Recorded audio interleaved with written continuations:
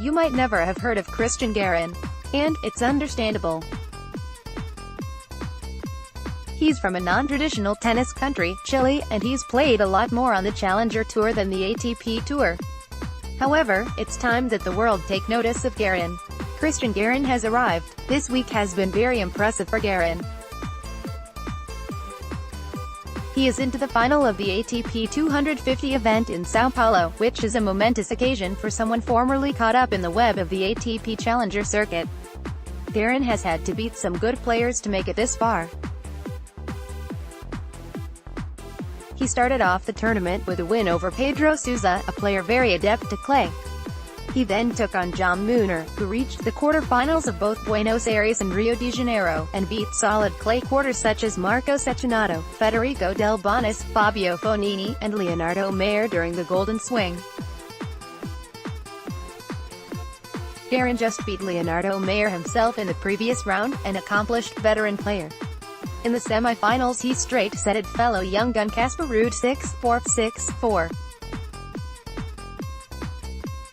I understand that the field of the ATP event in Sao Paulo is not particularly strong, but that doesn't diminish what Garin has accomplished this week. ATP events, no matter the draw, have a certain level of fan support, pressure, points, and money involved that is just not seen at the challenger level. The stakes are higher. And Garin has risen up to the challenge and has shown tremendous composure. When he was in a final set tiebreak with Muir this week, he could have crumbled. When he went down a set to a veteran like Leonardo Mayer today, he could have crumbled. But he didn't. However, the makings of Garin's rise, he is now at 78 in the live rankings and could rise as high as 60 with a title here, was formulated on the Challenger Tour. It was through trekking around to places such as Campinas, Brazil, Santo Domingo, Dominican Republic, and Lima, Peru that has laid the building blocks for what Garin is accomplishing this year. When Garin made the final of a challenger event in Cuernavaca, Mexico in February of last year, before losing in straight sets to Denis Novikov, it had been a while since Christian had previously enjoyed such a success. Garin had only one challenger win at that point, and that came in 2016 in a tight win over Guido Andreozzi. But suddenly, despite being on a hard court, Christian was back in a final. Garin continued to fight. He made the final of a clay court challenger event in Lisbon, coming one set away from the title against Tommy Roberto. He qualified for Wimbledon, getting a set off of Mannarino in the first round, and in early September he made the final of another challenger, this time in Como, Italy, before losing to Salvatore Caruso. However, Christian, at this point, still had only one challenger title to show for it. That would change in October of last year. Everything finally fell into place, and Christian Garin went on an absolute tear. He won 3 challenger titles in the month of October, in Campinas, Santo Domingo, and Lima. In these 3 challenger finals, he dropped one set, beating Del Bonis twice and Pedro Sousa once. But it wasn't only the titles that helped shape Garin's winning mindset and his game. Think back to his semi-finals match in Santo Domingo against Carlos Berlich. Berlich is known as an absolute warrior on the tennis court, fighting for every point he can get, and putting it on his opponent's shoulders to beat him. Garin was down 7-5, 5-4, 40-15, in that match. He was 1 point away from losing. Garin broke Berlich, won the second set in a tiebreak, and went on to win the third set 6-1. As Garin told the ATP after this match, "I was trying to be positive all the time, to keep fighting, to stay. I tried to stay in the match." Clearly, Garin does not give up easily.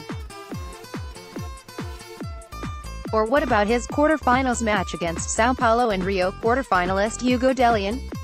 Garin was down a set, and later, he was down 4-1 in the third set. He fought back and won that match 6-4 in the third set.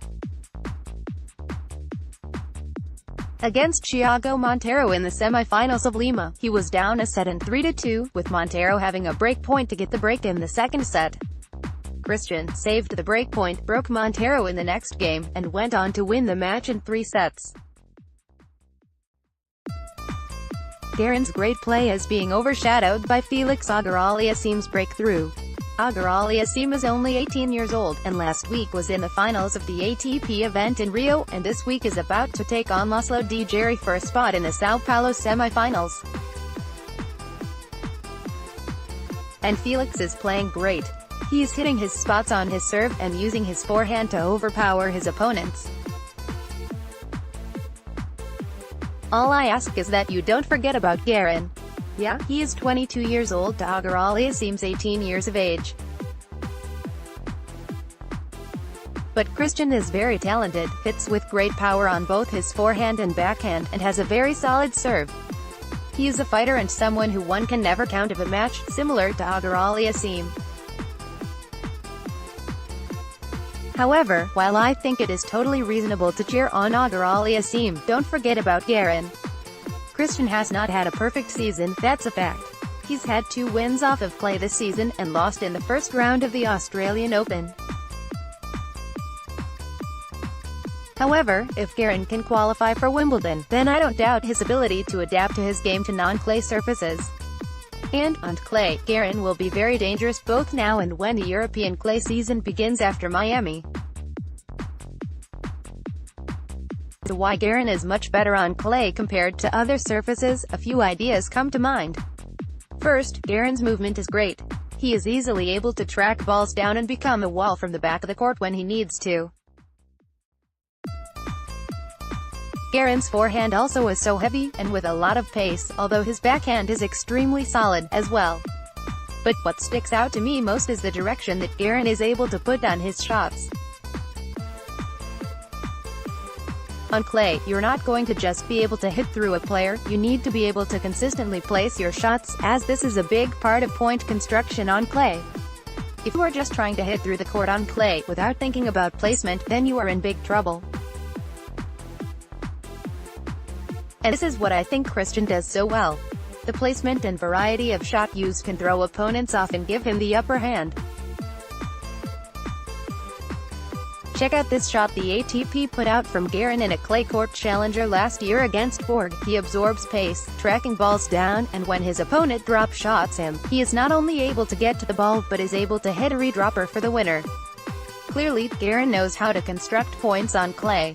Christian might win the title this week. He might not. But whatever the result, the future is looking bright for Christian Garin. Main photo.